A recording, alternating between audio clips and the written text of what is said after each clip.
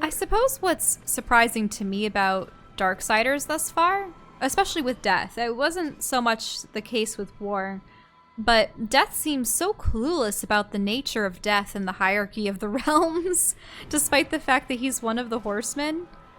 You would think that he would almost be... I don't want to necessarily draw parallels to something I haven't really watched or experienced much myself, but I know that when I imagine Grizzled Warrior has experienced, so much in a fantasy setting, it would probably be Geralt from The Witcher. Yeah. Geralt of Rivia, yeah. He's a good example of a character that, like, pretty much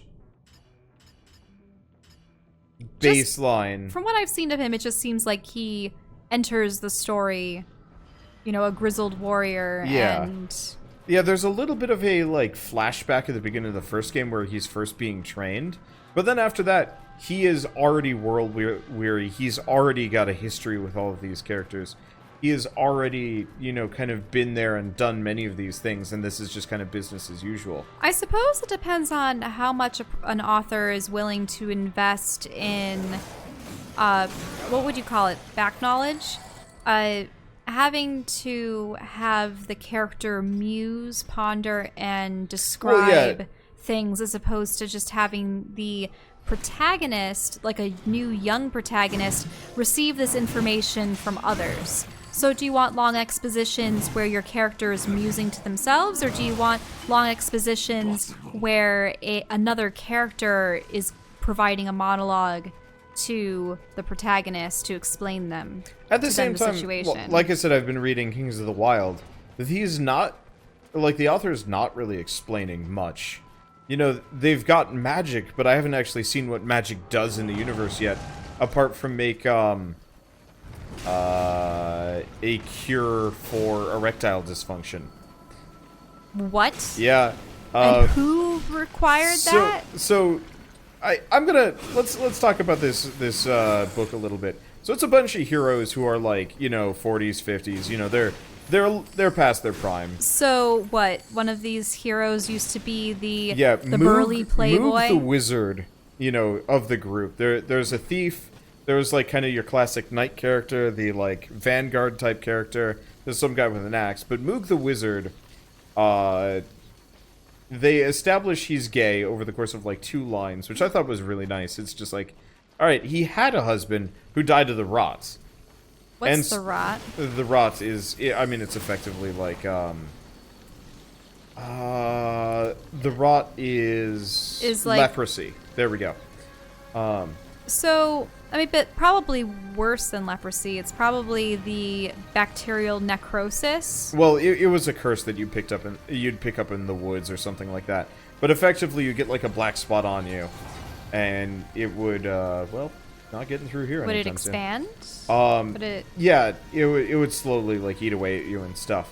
And so that's like the necrosis, though. Yeah, like human necrosis, where you have a small infection that just. I think the getting sepsis kills you before you actually have a substantial part of your body rot off. Yep. But so, magic can't cure it, so on and so forth. And so you learn that this wizard, over the course of, I think, half a paragraph, that he had a husband named Steve or something like that. I don't know. The names That's just always your go-to name, though. Well, that was the wizard's ex-husband's or, dead husband's name. So it wasn't Stefan, it was Steve? I believe it was straight up Steve. Okay. But, anyway, so you kind of learn, yeah, okay, so here's tragic backstory for the wizard. And I thought that was kind of a nice way of handling the reveal, because it wasn't long or drawn out. It didn't get into the politics of anything. It was just like, yep, this is. Are there any female characters? characters? Is the facts. Yeah, everyone is a human so far. No, I said female characters. Of the main adventuring party, there's none. No. Okay. No, they're off. I don't think a female adventurer would have been able to stand them, considering it talks about their erectile dysfunction? No, their lack of reputable activities. What do you mean? You know, drinking and sleeping around and stuff. They're Like- that kind of what? Straight up, they have the, like, womanizing thief, who has a dagger named after the two women who, he lost his virginity to. Gross. Yeah. Gross. This is not a book that you would probably Two? like. Yeah. But so then it talks about how he met his wife, the queen. Wait. He wed the queen. Yeah, he ends up wedding the queen because they rescue her, and he is, you know. She was probably a princess back then, though. Yeah. Let's see. Can I get this? There we go. But then they proceed to spend probably the next 2 chapters dodging her assassins because she's trying to get rid of him because he's grown old and not so sexy, and so she's effectively replaced him with A young younger, dude? sexier guards. Really? Yeah, and so pretty So much for love. Well, dodging the assassins, they're also trying to figure out who exactly sired the royal children, because none of them look like their friend. Oh, well, this is right here. That would have been. Wait, so it's implied that she was cheating on him the entire time. Yeah, to the point where, like, a neighboring king comes along and is like, Those are my children? "Are you taking good care of my boy?" and stuff like that. And, you know, the adventuring party is immediately just like, "Oh, that's the fat one!" You know, they're all like, they were taking bets on, like, who had sired whom, and, like, you know, vague guesses on these things. And it's very uncouth and it's very charming-ish. But yeah, anyway, to finish the thing about the erectile dysfunction, the wizard makes his money by selling cures Potions. for erectile dysfunction, which apparently makes him quite rich enough that he can work on curing the disease, But which makes him quite poor. all you've told me is that one character was a womanizer who got played at his own game. Sort of. And then a wizard who... What? Yeah. Well, what about the other characters? What do you have on them? So the main character. Hopefully it doesn't involve their relations. No, the main character is actually totally fine as far as I'm concerned. Okay. Like, he has a young daughter. He loves her very much. He loves his wife. His wife doesn't want him going on this adventure. Oh, so they have a new adventure? Yeah, so they're going on a new adventure because one of them, the kind of, like, face of the group, you know, the legendary hero with the artifact magical sword, his daughter is in a war-torn city that is going to get overrun by monsters, so they have to go rescue her. Oh, okay. Well, that's something. Yep. Unfortunately, I don't know what that was doing. Unfortunately, it's one of those situations where you almost are immediately informed that his wife left him for a kind of a dirtbag mafioso and is now a drug addict. So it's like, It's a very... For how charming it is, it's a very low fantasy series, which is kind of interesting. Or it's very... God, I wouldn't use the word realistic, but everybody's lives suck except for the main character, who is just working as a city guard. How much you want to bet all those other old men are going to die by the end of the story? I don't think so. The tone of it is not that grimdark. Really? Because it almost sounds like they're playing them up so that you sympathize with them and then they're going to die. Maybe, but like it just sounds like it's this like kind of casual fun romp with okay. old friends as opposed to anything else. I suppose that works. I don't know. It's just a interesting book because yeah, it's about these guys that used to be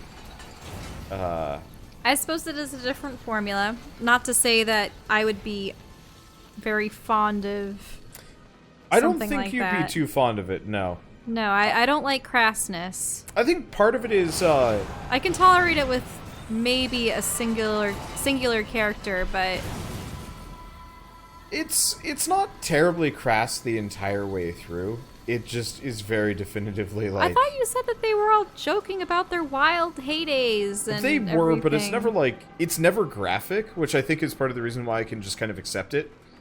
Because they just say an offhand comment about one Yeah. thing or another and it's never brought up again. Yeah, you know, there's no detail given. It's just like, yeah, that's what happened. And maybe that's part of the reason why I'm like kind I of... mean, I suppose, what am I saying? I read a novel series where the main protagonist's familial tree is actually prone to incest because of magic blood. Right. Yeah, every time you talk about that series, I'm just like, that's... Ew. But one of the things I liked about it is all of the characters pretty much know the entire story, but one of the nice points is, like, if there is exposition, it's almost always told in, like, a story. You know, it's never just like, this is how magic works, or like, this is what the rod is. It's usually like somebody discussing some, like a story or like an occurrence for them. Yeah, it's the same relics the entire way through. So like, even the exposition to explain how the world works is usually just talking about, you know, a story in the past, kind of like, you know, hey, remember the one when blah blah blah and blah blah blah blah blah. I find that's more compelling than like this random, like, the character aside to themselves starts explaining how the world politics works. Sort of. I don't know. No, I understand. See, Name of the Wind is good. Name of the Wind is good. That's another really good fantasy series. I'm waiting for that third book, which I thought came out like a year or two ago, but then I look it up and I'm What's like, the premise of that one? It's about... It's the entire book series. It's like a trilogy of flashbacks. And so the point is, like, it starts with some, like, chronicler or whatever tracking down this, like, ex-hero. And it kind of scratched the same itch, but not quite. Because effectively this chronicler guy tracks down this ex-hero, you know, the king killer. Whatever that necessarily means. I don't think they've really talked about why he killed a king and why this is both a good and a bad thing. But so this chronicler tracks him down and is like, you need to tell me your story. I'm writing it down. And and so they start from the very beginning, you know, when he was a kid, more or less working for a circus troupe, and so on and so forth. Oh, so it's kind of like the one person reminiscing about their history Yeah. to another. And so it's do actually... they ever have the guy interject and be like, "What, you really did that?" And he's like, A "Oh little yeah, bit, sure." but rarely. There's like in between moments, and you realize like some princeling is kind of the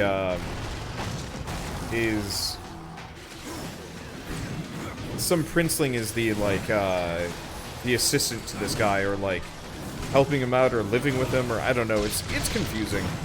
It's well done. The only thing I didn't like about it is just I don't like books written in the first person. Oh, I can't stand books written in the first person. At least I think it's written in the first person. Oh, no, all of the flashback stuff is written in the first person. All of the that's because he's current actually stuff. telling it. Yeah, as though so he's like himself. it works, it's well done, but it's still awkward for me because I really don't like books written in the first person. And I've noticed that's really common nowadays. Like, especially amongst amateur writing. I noticed that there was a series that everyone had been fawning over by this one author. I think it's the same lady that did the Throne of Glass, but I think Throne of Glass is in third person.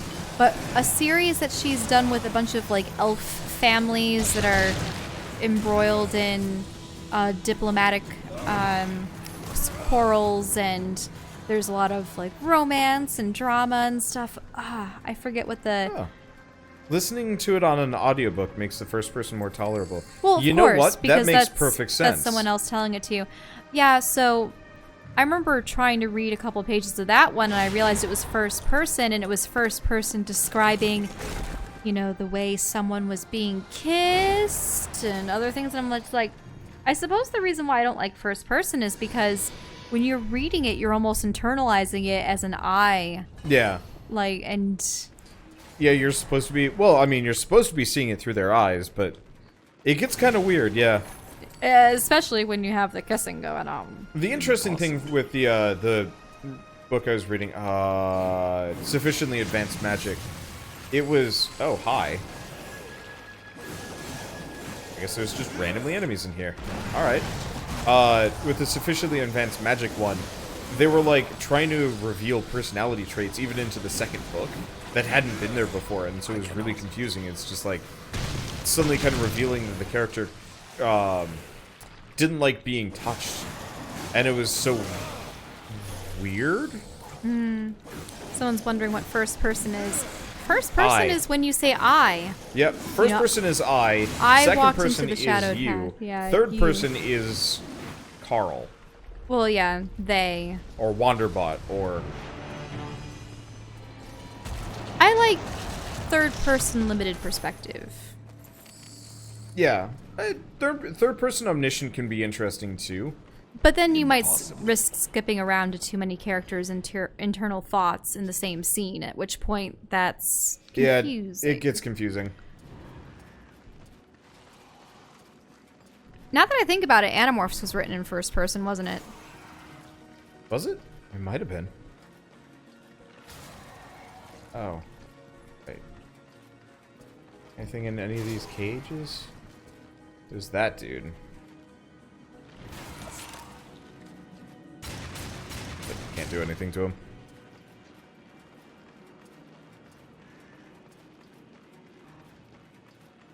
Ooh, this looks like a... Well, there's loot down ritual here. room. There's something down here. Whoa. There's a loading screen. Loading. It looks like it kind of... That's useless.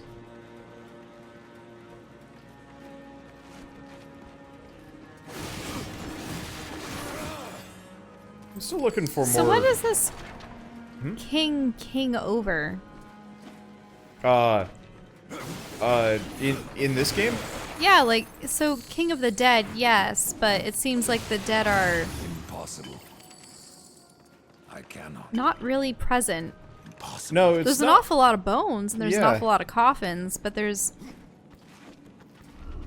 not a lot of stuff going on. No. Oh. Like, you would think it would be a realm of spirits waiting to be sorted between heaven and hell or reincarnation. That's kind of what or it other was things. in God of War, and it was kind of a neat look. Because effectively it was this big, long bridge that led into hell itself. Mm-hmm. Right. Gotta go up here. There we go. It was like this big long bridge, and you could see the ghosts walking towards it. And that was a neat look. This one's just kind of this, like, arbitrarily large kingdom filled with nobody. Except for random skeletons. Just notice how similar this is to God of War. There's a lot of... Yeah, there are a lot of similarities. I mean, the source material is... Well... So you've opened the third route. Yep. Correct? I hate car lock beeps. Yeah. I can always tell when that nasty neighbor that we were talking about. Yeah, it's the only one that has Also- the key fob that makes his car honk Beep, when he... beep. Yeah. So you always know when he comes and goes. Yeah. And it's right outside the window. At least the microphones don't pick it up. Well, when I was recording that one song for Keith's Ghost of a Tale Let's Play, it got picked up. You were in the other room. I was on in the the Yeti. other room on the Yeti. I will take your head. Were you? And how do you feel about zombies?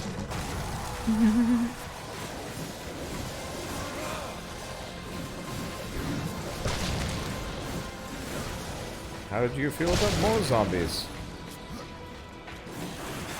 Where's my zombies? There we go. And when in doubt, more zombies.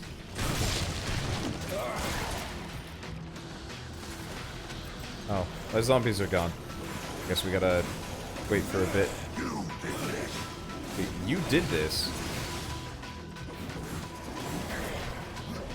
Yeah, so are these skeletal champions also other souls that had managed to defeat something in the arena and survive, or what's their gig?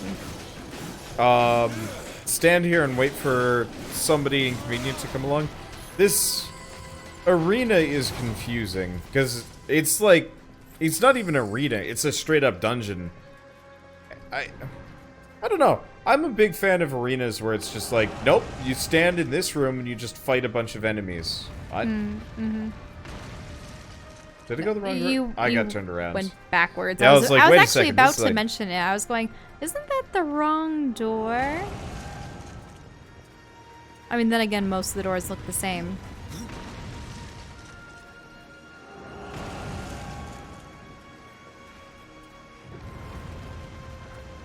My frame rate does not like this place. I think it's just loading into a new area. That gets These, just a once little again, chunky. everything's immensely expansive. Yeah. I do really like it. I like the ambiance. Yeah. I do wonder if they spent too much time on this game. Like, normally I'm not going to care about, like, scope and stuff, but, like, especially knowing that, like, this game still has some pretty critical bugs. And, you know, was at a time where the studio was shutting down. I guess, it's interesting. Over the years, my interest in games has, like, changed completely. Because I used to love the really, really long, expansive JRPG, you know, the really... Well, now that you're a Let's Player, ideally you want to be able to finish a series, not in, like, short It's not even succession, that, though, but like... every series that you complete means another game from your long list of games will be ready to play. As far as utilitarianism goes, you're not wrong about that. That for me, you know, my business-wise, it's nicer for me to be able to, it is nicer for me to be able to beat a game within, you know, 10, 20 episodes. Anything longer than that tends to be, you know, maybe a little bit too long. But yeah, when I played through all the Myst games, most of them were 10 episodes long, and then there was Myst Uru, which was expansive and almost 40.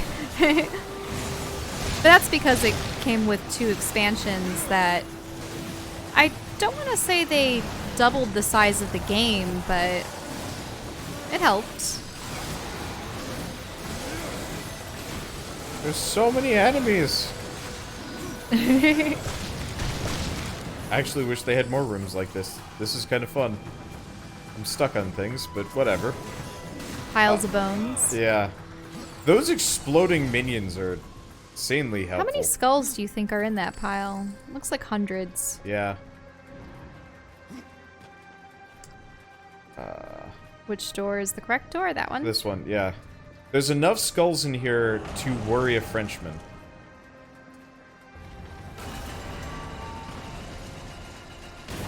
Were you making a guillotine pun No. or like the catacombs pun? Yeah, doesn't France have like a silly amount of...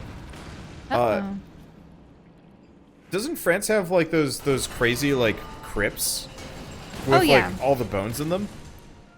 It's actually interesting. There is a catacomb system where I think it was during the plague times they just buried a ton of dead. You know, the Black Plague, you know? And supposedly every once in a while teenagers get lost down there and they have to Send in send in parties, people, yeah. but occasionally the teens and the rescue parties stumble upon other people that also vanished and Yep. never got out. Oh, that must be so creepy.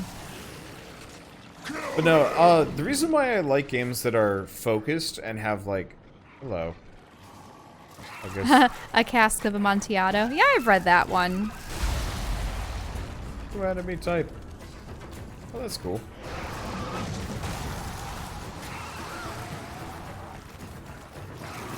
I have some explodey zombies. That's an impressive looking bug.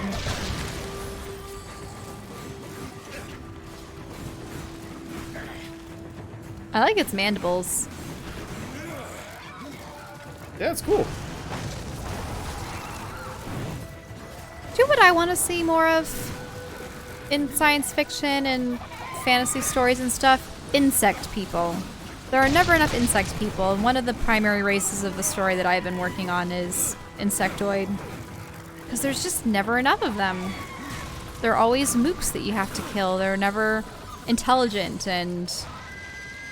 That's why I like the necrophage from Endless Legend. They're a neat faction. And sentient bugs, sort of. They're sentient bugs? Some of them are sentient. Kind of like the Zerg. I think the Zerg are a great way of writing kind of an insectoid race. But they're so broody, though. And by broody, I don't mean brooding as in they have a You mean you want a happy bug race? I want a bug race that's akin to what you would have with, like, humans and elves and stuff in a way. I mean, the race that I developed, if anything, they're sort of like the bookworm scholars. Now, they don't look like worms, but I would actually liken them more to sort of like a... I don't want to say like dragonfly wasp people. They have a really cool design, but they definitely have the multiple arms and wings.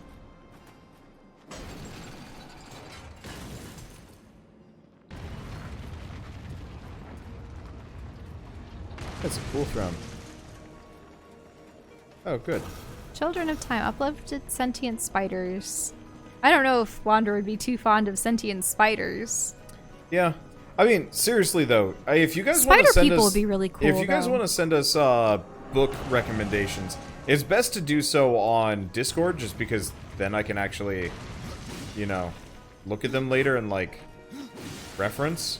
The problem is YouTube comments. I can look at them later, but then they get buried on the under the next like 50. That's why I need to do like a book club. Where everyone reads the same novel and discusses it. Yeah. I mean, hell, I don't even need to discuss it with other people. What all I do... Wait, this is the boss? This is... Wait. This is their champion.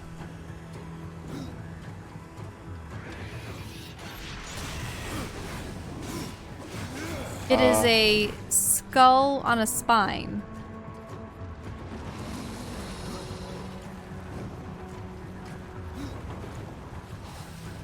I don't think so. Or is this something that comes up before? This is probably something that comes up before. Considering it's only level 12. Okay. It's an interesting enemy, though. Yeah. Notice how it's, like, improving. Oh, but maybe this is the champion. It's just slowly building itself.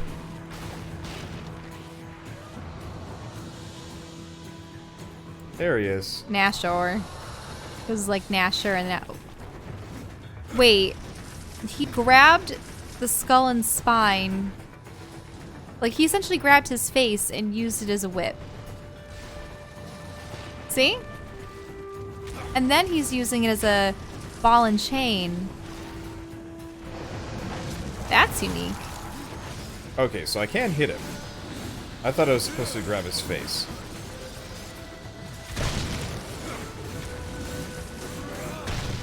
People are saying that most bugs are predatory or hive mind. Yeah. I mean, if you think about it, though, there are the ants, for instance. Ants, they're actually capable of cultivating things. Like, they have fungi farms and fun stuff, so they're not always predatory. And I was thinking of incorporating something akin to the hive mind, but it's not necessarily a hive mind so much as the queen has some kind of telepathic connection to her offspring, and she's not controlling their every movement and their thoughts, but if she needs their assistance or needs to direct them, she can speak to them individually. It also depends on like what caste you're a part of, if you're like a drone or a worker or a warrior or whatnot. But I was thinking that each of them having a little bit more individuality, but still having that capacity to be telepathic with one another, that connection, and the like having a culture that's all about sharing knowledge and acquiring knowledge and stuff. I just think that that's really cool. I want a scholarly bug race, so that's what I'm making.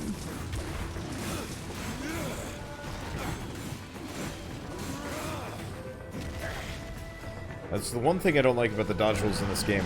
I can't dodge roll his like AoE slams particularly well, but that's okay. Yeah, that one. There we go. Let's get some birds. Let's get some Gnars. Okay. People are talking about what it'd be like to just have mom pop in and talk to you. Mom? We were talking about like the whole like hive mind society, or not necessarily. I wouldn't want to construct mine as a pure hive mind, but everyone still has individuality. But yeah, they can speak to one another telepathically and check in on one another. Yeah, having mom check in on you wouldn't be preferable. You would think that maybe if someone has enough resolve, they could block something out. Sort of like how you guys probably go no and hang up on a phone call.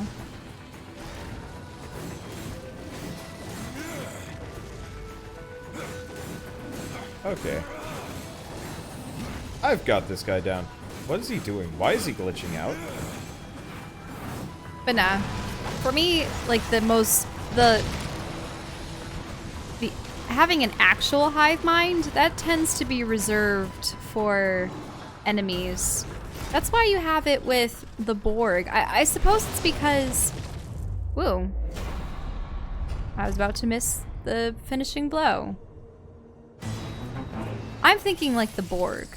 I mean, that's scary. I think what scares humans to an immense extent is the loss of self and individuality, and that's why the most terrifying opponents you can face are soulless, mindless beings that can't think for themselves or are being directed by some omnipotent entity. So that's why you have the bug races and the machine races and the things that are just controlled.